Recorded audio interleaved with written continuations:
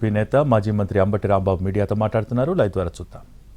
అపాయ పరిస్థితిలో ఉన్నట్టు ఆయనకి తెలిస్తే హాస్పిటల్కు పంపించి అప్పుడు మాత్రమే ముందుకు వెళ్ళేటటువంటి మనస్తత్వం కలిగినటువంటి వ్యక్తి జగన్మోహన్ రెడ్డి గారు.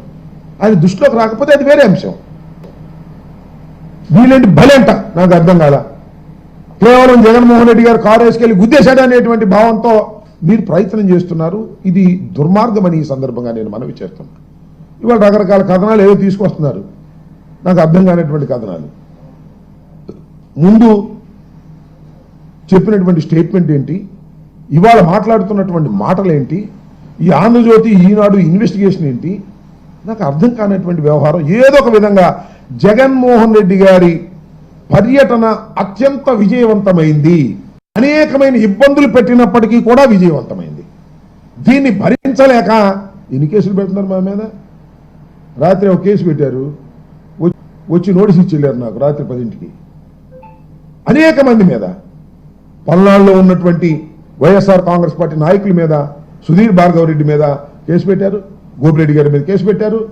ఏదో ఒక విధంగా ఈ పర్యటనలో జరిగినటువంటి విషయాల మీద భూతత్వంలో పెట్టి చూపించి జగన్మోహన్ రెడ్డి గారిని బయటకు రాకుండా కట్టడి చేయాలి అనేటువంటి ప్రయత్నాలు పోలీసు యంత్రాంగం సహాయంతో చేయటం చాలా దురదృష్టకరమని ఈ సందర్భంగా నేను మనవి చేస్తున్నాను. జగన్మోహన్ రెడ్డి గారి పర్యటన విజయవంతమైన తర్వాత దాన్ని చూసి జలసిగా ఫీల్ అయ్యి అనేక రకాలైన దుష్ప్రచారాలు చేసేటటువంటి కార్యక్రమం, జగన్మోహన్ రెడ్డి గారిని వ్యక్తిత్వాన్ని హననం చేసేటటువంటి కార్యక్రమం దుర్మార్గంగా చేస్తున్నారు. దీన్ని ప్రజలు గమనించాలని మనవి చేస్తున్నారు. ఏం చేసినా సరే వెళ్తే ఆయనంట బెట్టింగ్లు గడి చచ్చిపోయాడని ఆయన మీద పెడతారు. నాకు తెలుసు బాగా రెంటపాళ్ళ గ్రామంలో బెట్టింగ్లు కాదు అది. ఈ రకంగా దుష్ప్రచారం, జగన్మోహన్ రెడ్డి గారి ప్రచారం, జగన్మోహన్ రెడ్డి గారి పర్యటన బ్రహ్మాండంగా ఊహకందని విధంగా జరిగితే దాన్ని భరించలేక ఈ విధమైన నీచమైన తప్పుడు ప్రచారాలు చేయటం చాలా దురదృష్టకరమని ఈ సందర్భంగా నేను మనవి చేస్తున్నాను. ఇట్ ఈస్ ఎన్ యాక్సిడెంట్ జరిగింది, దురదృష్టకరం. అతను ఎవరో కాదు, మా కార్యకర్త. జగన్మోహన్ రెడ్డి గారు అంటే తీవ్రమైన అభిమానం కలిగినటువంటి వ్యక్తి.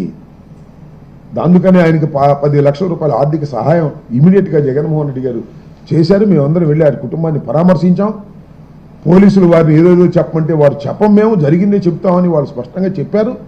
దురదృష్టవశాత్తు చీలి సింగయ్య మరణం మాకు కూడా తీవ్రమైన నష్టాన్ని కలిగించినటువంటి, బాధ కలిగించినటువంటి అంశం అని కూడా ఈ సందర్భంగా నేను మనవి చేస్తాను. ఇలాంటి వాటిని అడ్డం పెట్టుకొని జగన్మోహన్ రెడ్డి గారి వ్యక్తిత్వాన్ని హననం చేయడానికి ప్రయత్నం చేస్తే మాత్రం అది దుర్మార్గమని ఈ సందర్భంగా నేను మనవి చేస్తున్నాను. ఇప్పటికైనా తెలుగుదేశం పార్టీ, అదేవిధంగా ఈ ఈనాడు ఆంధ్రజ్యోతి సక్రమంగా ఆలోచించాలి. ప్రమాదం జరిగితే ఫ్యాక్ట్స్ రాయని తప్పలేదు. బలైపోయారు, జగన్మోహన్ రెడ్డి గారి మీద బురదల్లే కార్యక్రమాలు చేయటం చాలా దురదృష్టకరమని కూడా ఈ సందర్భంగా నేను చెప్పదలుచుకున్నాను. ఓకే.